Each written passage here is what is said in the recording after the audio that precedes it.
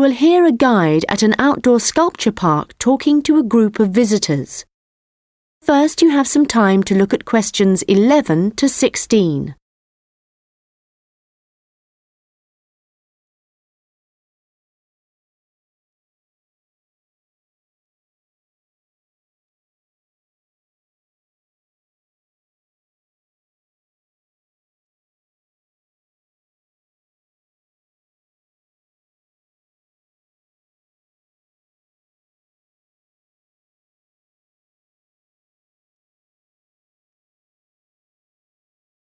Hello everyone and welcome to the Anglia Sculpture Park.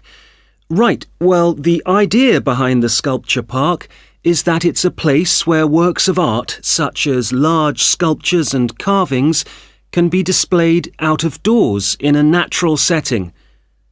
As you'll have noticed when you drove here, most of the land around the park is farmland. The park itself belonged to a family called the De Quinces, who had made a lot of money from manufacturing farm machinery and who also owned substantial stretches of forest land to the north of the park. They built a house in the centre of the park, not far from where we're standing now, but this burnt down in 1980 and the De Quinces then sold the land. The Anglia Sculpture Park isn't the only one in the country. Several of the London parks sometimes display contemporary sculptures, and there are a couple of other permanent sculpture parks in England. But we're unique in that some of our sculptures were actually created for the sites they occupy here, and we also show sculptures by a wider range of artists than anywhere else in the country. For example, at present we have an exhibition by Joe Tremaine of what he calls burnt sculptures. These are wood and stone sculptures that he's carved and marked with fire to illustrate the ferocity and intensity of the forces that have shaped our planet over millions of years. They look really dramatic in this rural setting. To see some of the sculptures, you'll need to follow the path alongside the lower lake. We had to renovate this after the lake overflowed its banks a couple of months ago and flooded the area. The water level's back to normal now, and you shouldn't have any trouble. The path's very level underfoot. You should be back at the visitor centre at about 4 o'clock. If you have time, it's worth taking a look at the centre itself. It's not possible to go upstairs at present, as builders are working there adding another floor, but the rest's well worth seeing.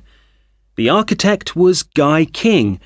He was actually born in this part of England, but he recently designed a museum in Canada that won a prize for innovation in public buildings. If you want to get something to eat when you get back, like a snack or a sandwich, the terrace room is currently closed, but you can go to the kiosk and buy something, then sit on one of the chairs overlooking the lower lake and enjoy the view as you're eating. Before you hear the rest of the conversation, you will have some time to look at the questions 17 to 20.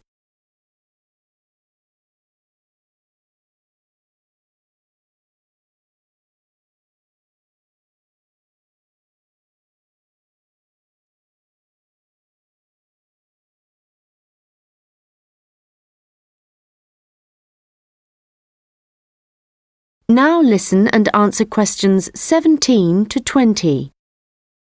Now, let me just tell you a bit about what you can see in the sculpture park.